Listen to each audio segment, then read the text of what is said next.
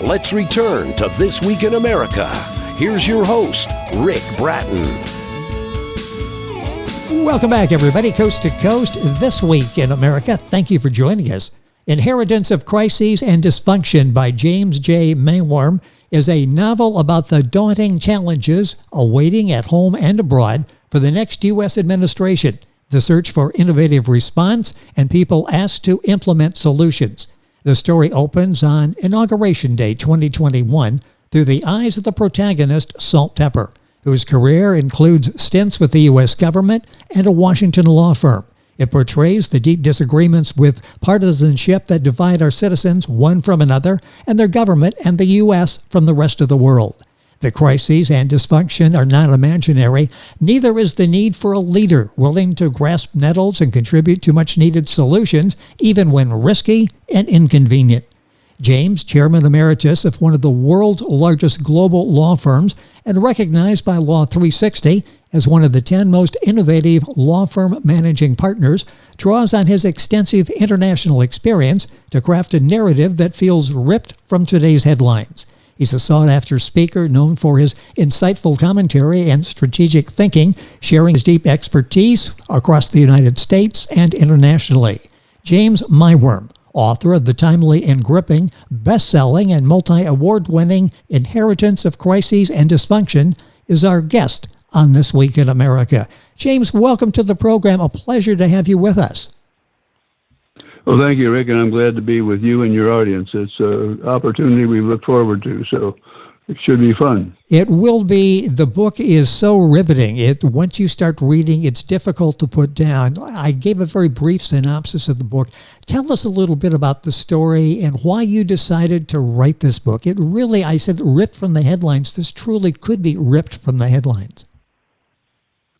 Well, it's an interesting story in terms of the background of the book. I was heading toward a mandatory retirement age with my law firm.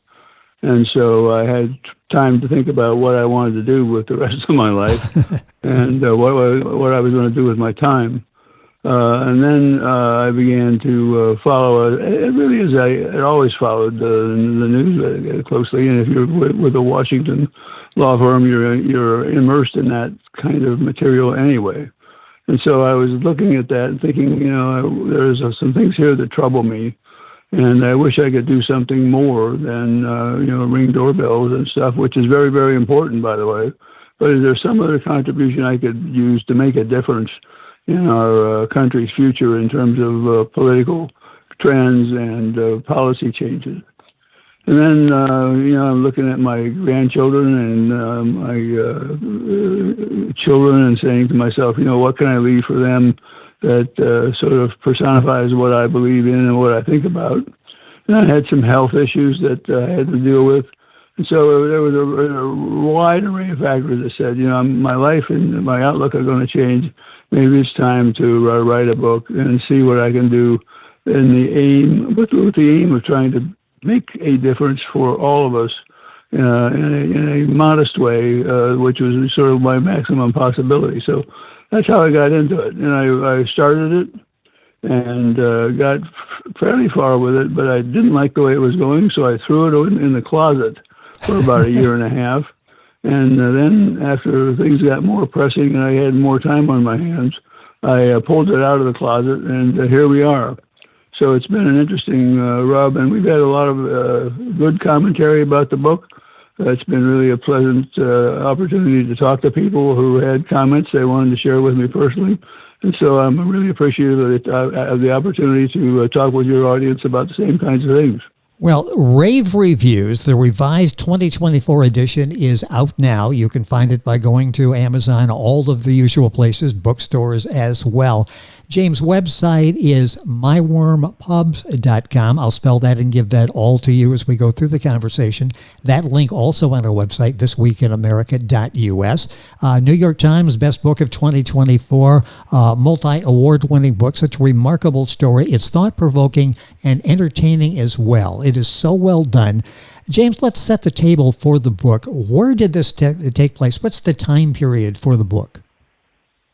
Well, the time period is flexible in terms of the flexibility of the story in the book and when it happened. It started out, we were looking at things, sort of at the end of Trump 1.0, which is not exactly an exact science in terms of how you get there, but I was looking at what was going on in the real world and sort of extrapolating from that.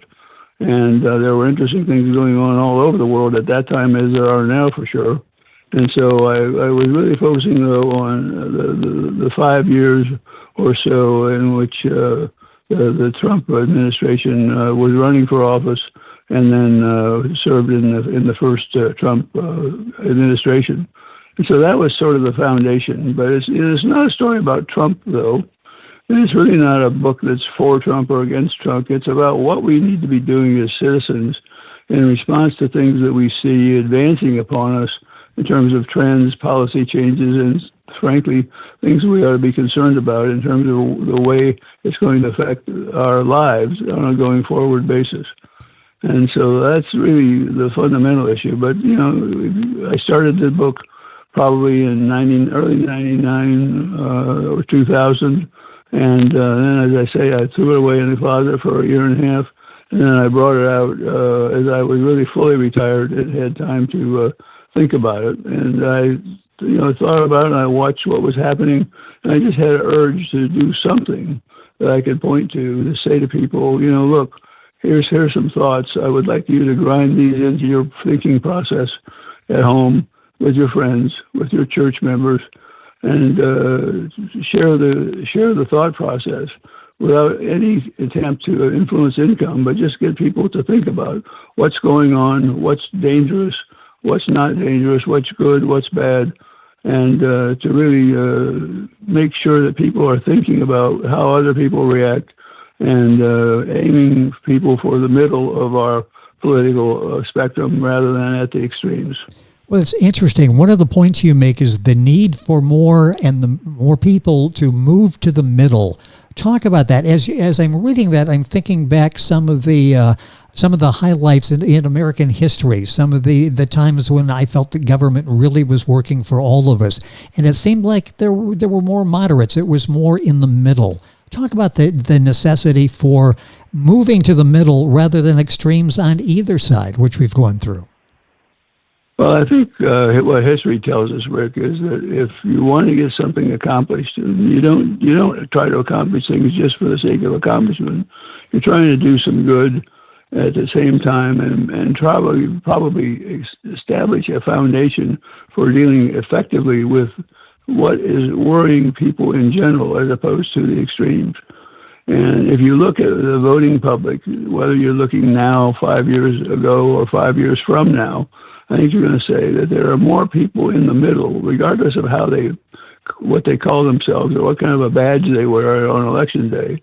There are more people in the middle who are wanting to be part of a foundation that is built around a multiplicity of needs, desires, and concerns. And so I think, the need to be in the middle is crucial, because that also spells a foundation for people who can get along to realize that the middle of the road is a road that can gain publicity and acceptance by a majority of the people. And if you think of the political world as a football field, for example, as we talked about in the book, what you really want is to have people on the left and the right. They are where they are. And there's not good or bad, but having strong beliefs and elaborating on those beliefs in strong ways. There's nothing wrong with that. But if it gets to be to the point where it's negative and where there is no striving for something that is in the common goals of the American people and consistent with our democracy, which some people think is in trouble, and we can come back around to that. But yes. I think it's just this is the natural consequence of the way things work in our country as a democracy, is that you want to get the most people satisfied, happy is a strong goal, but satisfied about how things are going and feeling better about themselves rather than worse. Let's talk about the main character in the book, the principal character, Salt Pepper. Talk about him, and then that will lead us in talking about the U.S. role in the world. We really are part of an international community. And, tell us about Salt Pepper, then we'll get to that aspect of it. Okay. Well, Salt Pepper is sort of every man in a way. Salt is a fellow who has just reached retirement age. He was not at a time when the government was laying people off like we have now, but he was at a normal time and decided, due to the retirement age factor, he was going to leave his home in D.C., and that had a lot of factors associated with it, including the fact that his wife, who was a nurse, died as a result of being a nurse in a hospital where there was a lot of COVID risks associated with being in that service line.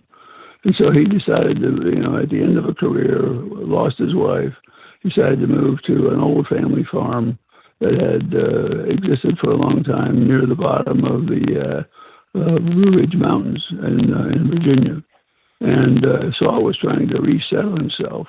And think of somebody moving from Georgetown to a very small town near the mountains and on a farm that had not been maintained very well. And that really was not something that Salt wanted to do on a full-time basis. So he's between a rock and a hard spot in terms of figuring out what he's going to do with himself and his life. And he's beginning to think, oh, what the heck did I get myself into? And then the opportunity arises when an old buddy of his, and maybe he's a buddy or maybe he's not so much of a saint, but he calls Salt, and this gentleman happens to be the incoming Secretary of State. And he talks Salt, or badgers him really, into coming back into the government on a clandestine basis. And he basically said, Salt, we need you to go around the world, and we'll put some people around you, but we want this to be clandestine. We want this to be quiet. But we want to really know not what people outside of the United States are doing or saying. We want to know what they really are doing and saying behind closed doors about their relationship with the United States, which is not unlike what's going on right now, except in a more extreme form. Oh, yes. And so you get a little bit of looking forward as opposed to looking back. And what's going on in the world today is a good afterthought in terms of comparing where we were now in the real world as compared to where the book was. But that was Salt.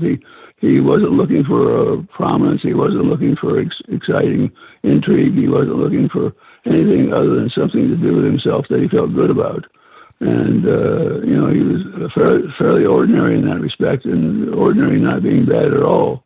But he was not setting out to be a hero. He was setting out to do the right thing, learn some things, maybe have some fun, and most importantly, come back with some reports to the federal government in Washington about how bad things really were after talking to people, not at the prime minister level in Europe, for example, but at the doer level, and understand how those folks really thought about the United States and how much of a burden or a barrier existed now as opposed to prior to things that were cooking. We talked a little bit about tariffs in the book, even though tariffs were not at that point something as nearly as exciting as they are now. But tariffs are pretty exciting now, but Salt was dealing with those among other things. And it just shows that if you think hard about things, you can understand how things might go if you look at how other people think about things, how other people react to what we're doing or not doing. And so all of those factors really sort of fed into the book. Well, it's a remarkable journey that he's on, and you will follow along with that during, as you read the book, Inheritance of Crises and Dysfunction by James Maiwurm. That's Maiwurm. His website is maiwurmpubs.com. That's Maiwurmpubs.com. Pubs, Pubs.com. That's on our website, thisweekinamerica.us. You'll go directly to James' website. Great information. You can order the book there as well. Book available wherever books are sold, quite literally. Doing exceptionally well across the country. Winner of a number of awards, New York Times Best Book of 2024. James, as I mentioned, was chairman of one of the world's largest law firms, significantly expanding its footprint in the U.S., Europe, Asia, and Australia. He's an expert on international relations. That plays a big part in your book, Inheritance of Crises and Dysfunction. Let's talk about that. That's something we sort of we're led to believe, let's put America first, and that sort of separates us from the rest of the world. It's not really that simple, is it? We don't think so, no. We think America is part of the world, and even though people think we can live separately from the rest of the world, the hard fact of the matter is that we are existing in sort of like concentric circles. You can't avoid lapping up against each other in this world, and that's what's going on now. I mean, what's happening is in the real world today is what sort of was being foreshadowed in the book. We're having situations on a daily basis where we're poking other people in the world in the eye, or worse. And it's a thing that's troublesome. And what's happening now is that America, and listen hard on this, America is losing, whether you like it or not. You are losing your place of prominence in the world, whether the world is looking at things, political things that go into the defense operations around the world, or just plain the relationships among people. But if people have a ticket to go to the United States, they're thinking right now about not going because they may have already have the ticket, but they know that the tariffs are going to come into place in terms of what the costing is going to be. Farmers are going to understand what's going on right away, because the tariffs affect them as close as early as anybody else. And if you look around various sectors, small business, and that's another thing that's in the book. We talk a lot about small business, small towns. I grew up in a small town, a very small town, sort of in the middle of nowhere. Being from nowhere is not bad, because that's a cultural divide that is really a beneficial thing from SALT's standpoint. And it was for me, because I think small towns sort of exhibit the best of the country in many respects, and the best of the country now are being held hostage to a economic scheme that may or may not work, and a lot of people have doubts about it. And so that affects everybody, and it's not just Wall Streeters or hedge fund managers or government personnel who are affected by this stuff. Everybody is. And now we're in an age where the book, again, sort of foreshadows what we're dealing with. Not that it was trying to do that, but we were talking about sort of expanding the scope of what was going on in the real world and trying to illustrate what that might look like if things went along a particular point of view or a particular direction. Some people said you're a futurist because you have been able to prescient. You've been able to look ahead and see some of these problems. And you say that's not necessarily true. You just learned from the past. And your original bachelor degree in college was in history. How important is that to put this all in historical perspective? Because it does give us valuable lessons, doesn't it? It does. And I was a history major and actually thought a little bit about staying in history before going into the practice of law. But I think history is very important because it provides what? Perspective is the answer. Perspective and guidance. And if you don't know a little bit about history, you're really at odds with what is needed in the case of giving, in the course of having perspective about things.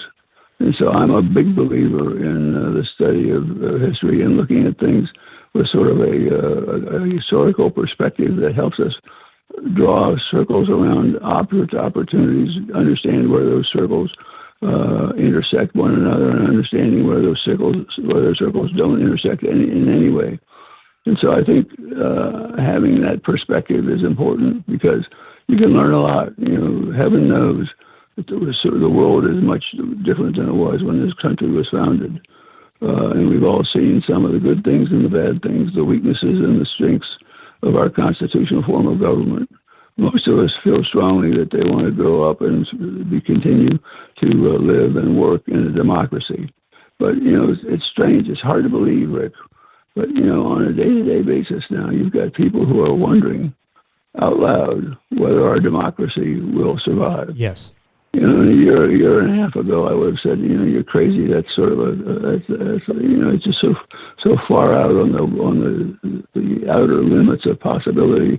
There's no sense in worrying about it. Well, I was wrong, and to some extent, the book was wrong, because you have to be concerned about some of the directions we're going, and we have to be thinking about what's best for the middle, because that's what's best for the maximum number of people.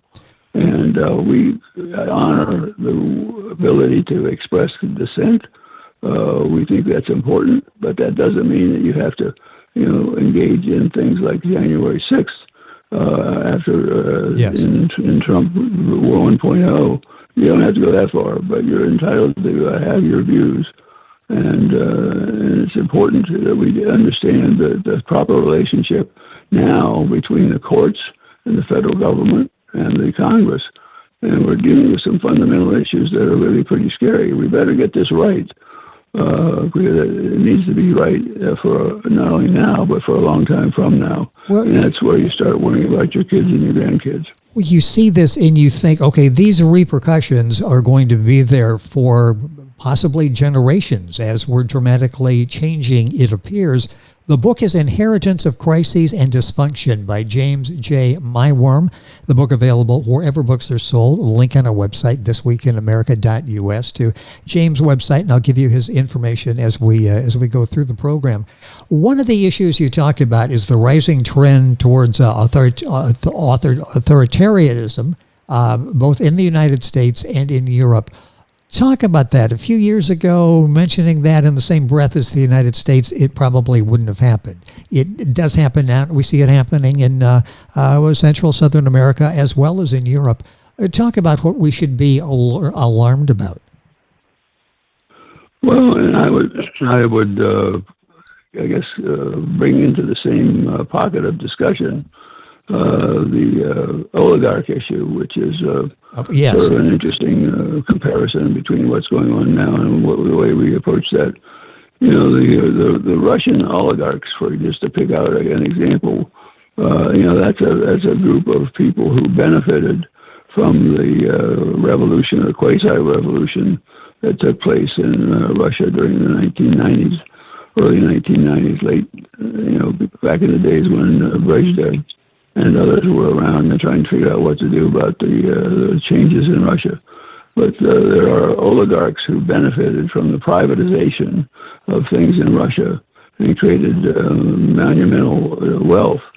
And what you have and what's going on in this country now is some of the same kinds of thing. When you talk about who are people worrying about in terms of tax legislation, are they worried about the farmer, the guy who runs a men's shop, somebody who is a school teacher or principal? Who are we running the country for, and who is benefiting from the policies we're adopting? And does it make sense for us to be thinking about continuing what some thought were extreme measures in the 2017 tax reform that was put in during the first Trump administration? All kinds of things that were assumed in one direction or another, where you have the foundation of those beliefs being a little bit shattered, if not more. And so you have to think about the history, where it balances out, and how that you can learn a lot from history. Yes, and you can watch people who will ascend to greatness and people who will get lost in the shuffle. And what we need right now are leaders, and leaders who are able to express themselves and conduct themselves in a way that really honors the country as a whole, as opposed to particular segments and points of view. Talk about misinformation and the divisive influence of the internet. That's something, again, that's addressed in the book Inheritance of Crises and Dysfunction. We are divided. You can find a media outlet that will tell you what you want to hear, not necessarily the true facts, but what you want to hear. What role is that playing in where we're headed now as a country? Well, I think it's a very important question. I mean, that's a good question and an important one. Let's take what's going on in Europe, for example. There is lots of activity, political activities, elections that are called on a short-term basis.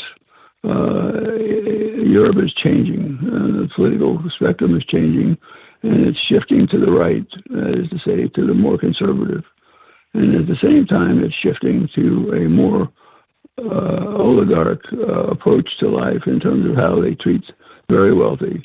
And it's also changing the overall point of view more to the conservative end of things, which really benefits those who are better off than the average citizen.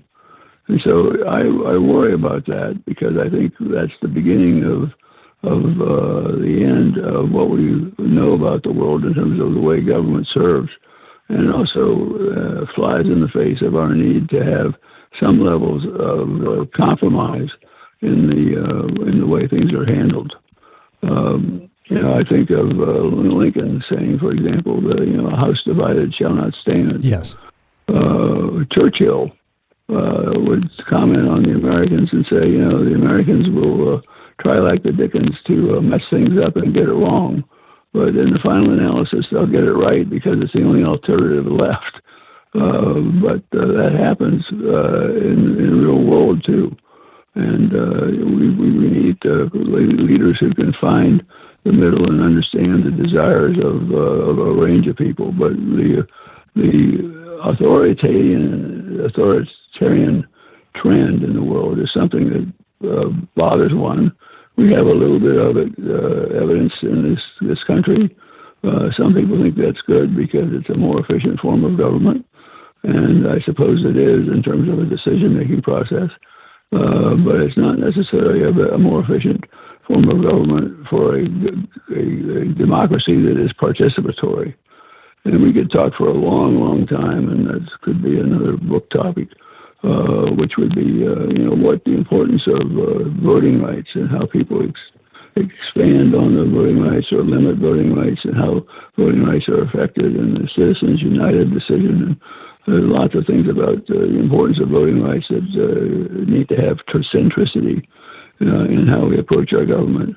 But that's another element as you move toward not anarchy, but sort of the opposite of anarchy, and toward a dictatorial form of government. You need to think about, is that what's going on here? What do we do to prevent that from going too far? How can we prevent the country from committing suicide from the standpoint of having a population that believes in the government, believes in our form of democracy, and believes in the capitalism, which we think is a very important element of why we are where we are, and what we need to continue to make sure that we take care of as time rolls on.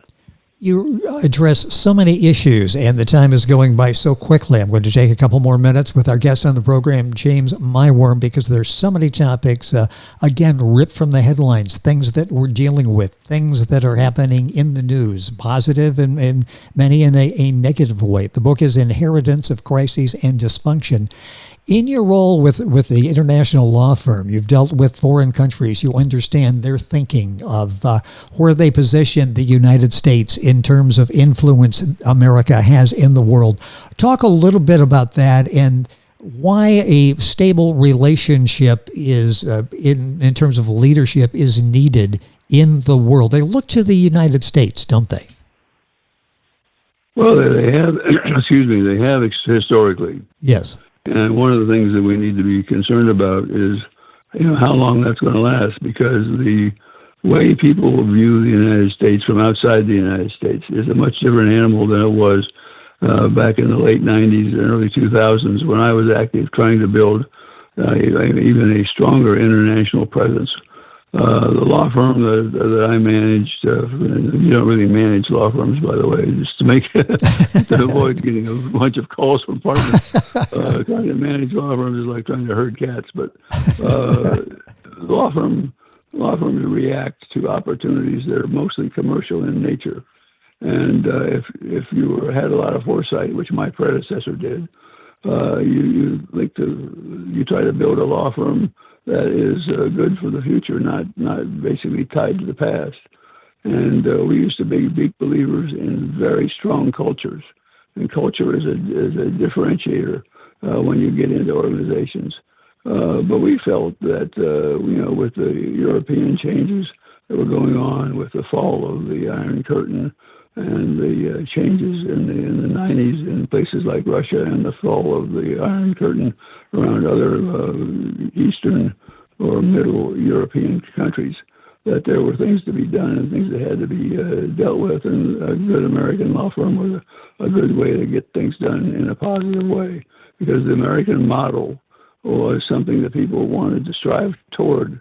Today, you're seeing people thinking, well, the American model is interesting. It may work for them, but it's pretty soft. It's pretty slow moving, and it may focus more on the interests of the very rich than the average person out in Slovakia, for example. And so I think they are going through a transformation that is similar to but different than ours, because we're hanging on to, I think we're hanging on, let's hope we are, to what we think is a valuable, well-designed and well-carried out system of government and economics that makes sense for our country. Not so much true, maybe, in places like Europe and Eastern Europe and, for example, certain places in Asia. So you have to look at everybody's point of view and understand where they are coming from. And I think one of the big problems we've got as a world and as a country is sometimes we don't think enough about how people view things from their particular point of view. And I think one of the things that's important about understanding politics and history, as we were talking earlier, with respect to where people are headed or want to be headed, is that you have to be able to see different points of view, because there will be different points of view, and hopefully they'll be expressed and there'll be things that deserve to be heard. And so I think being able to recognize and continue to emphasize the importance of the common thread of what's in our people's good interests are things that need to be taken into account. And I worry that people are sometimes giving up and say, it's not worth it. And I think there's an extent to which Europe could be a little bit ahead of us in the sense that they are not as well steeped in the form of government that we have, and they're beginning to wonder if maybe they are going to become a little bit less responsive to things. And I wonder, for example, and here's a controversial thought for you. A lot of these countries in Europe have short-term election calling capability. Yes. And if you don't have a majority, you can issue a short call for an election. Well, sometimes you wonder if that's something that we might think about, although it certainly brings in a level of unrest that's difficult to imagine too. But I think we need to be responsive to the needs of the many and tolerant of the needs of the few. The book is thought-provoking, entertaining as well. It's an enjoyable read as you go through and you're thinking and you're wondering where we are headed as a country, where we've come from, where we're possibly going. I'm going to close in talking about the U.S. perspective overseas. If we withdraw, if we see America first, all of our relationships with foreign countries are transactional, which they seem to be now, who fills that void? You've got Russia, you've got China. Should we be concerned about their prominence worldwide if we back off? I think we should, and I come at that from a couple of different perspectives. One of the things I did was, back in the late 90s, was spend a couple of years as a temporary CEO of an international engineering company. And that was a very good experience in the sense that you learned what drove local thinking about major infrastructure projects and what drove thinking about how to deal with America in that context. And even then, you began to see the Chinese competitors in the infrastructure world willing to do things that were uneconomic in order to establish long-term goals. The Chinese are very determined, they're very smart, and they're good at what they do, and they can do amazing things when they put their minds to it, and they usually do.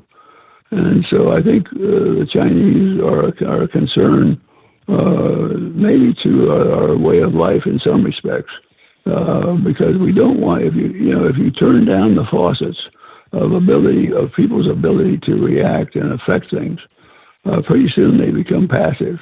And the last thing we want, and this is a strange thing to say in this day and age, I guess, but the last thing you want is a completely passive electorate, because we need to have different views. We have different views. They need to be reconciled, and we need to go back, as we talked about earlier, to trying to figure out what is it in the greater good for the long term, for the most people, and consistent with our culture. It's that way in multilateral law firms. It's that way in governmental agencies. It's that way in places like Europe. And so we need to understand that differences don't necessarily mean they're bad. Differences can honor what is really good about a particular culture or company or country. And we need to be careful about trying to wipe out dissent, because dissent is actually something that's critical to the way we have put ourselves together and the reason why we stay together. With dissent and differences, can you, if you are quiet and you listen, can you learn from what the other side is saying and maybe make you a stronger person? I think that's exactly right. That's a very good observation. Because what works elsewhere does not always work in your own backyard. But you can learn a little bit about how you ought to be running your backyard from what your neighbors or what your friends in a different country are doing. Because, one of the things I've learned, Rick, in the amount of international travel and work that I've done, is that people in the world are fundamentally looking for the same thing. They come dressed in different costumes. They come dressed in different policy motives. But people are the same. What are we all looking for? And this is true of the cab driver in Hong Kong, the driver of a black cab in London, people in China. People are always looking for a fair break. They want to be able to make a reasonable living for reasonable effort. They want their kids to have at least the same opportunities that they had, and probably better. We're worried about the long-term effects on our families more than we are of anything else. And if you talk to people in different countries, people will still respect the United States as a country that has come around and been there when needed. And that could be in the form of a disaster. It could be in the form of interaction at regional levels that is hostile. It can take a lot of different forms. But the ability to take a look at what's going on elsewhere and sort of looking over the neighbor's back fence is a good thing for all of us, and we can learn from each other. That doesn't mean we have to follow each other, but we at least need to know what really turns your neighbor off before you turn on the grill. So think about that. Think about the world in your backyard and how many people you could fit into that, and how many people would want something different for dinner on the grill. Well said. That breaks down where we all can understand. The book is so well written, Inheritance of Crises and Dysfunction by James J. Maiwurm, Maiwurm, a novel about the daunting challenges waiting at home and abroad, the search for innovative responses, people asked to implement solutions. It's a thought-provoking and entertaining read. The book is available wherever books are sold. James' website is Maiwurm, that's Maiwurm, pubs.com. Book available at your neighborhood bookstore, available at Barnes & Noble, Amazon. A link on our website, thisweekinamerica.us. I'd like to thank Auctorum House, empowering authors, crafting excellence, your ideal partner for the journey into your literary success, for arranging our conversation with James today. James, it's been a pleasure. I wish we had 3 or 4 hours. Hopefully we can do this again. I just, so many great topics you bring up, topics that are important to all of us and where we're going as the United States of America. Thank you for being with us on the program. Well, thank you. I enjoyed it, and nothing better than dialogue. Well, and you're excellent at this, and the book is so well done. Again, the book available wherever books are sold. Revised 2024 edition, New York Times best-selling book of 2024. Pacific Book Awards 2024 winner. The Eric Hoffer Award 2024 winner there as well. The book Inheritance of Crises and Dysfunction. The guest and the author is James Maiwurm. Information on our website, thisweekinamerica.us. And you're listening to This Week in America, back after these important messages. This Week in America is online. You can visit our website, thisweekinamerica.us. Scott Pinkerton, associate producer of This Week in America. Jay Anderson, segment producer. Ben Watson, webmaster. Otto Bechet, director of engineering and TV production. This Week in America produced and is a trademark of Blue Funk Broadcasting, LLC. For information on all of our guests and to listen to this week's show, our website again at thisweekinamerica.us. And I'm Sean Bratton, executive producer of This Week in America.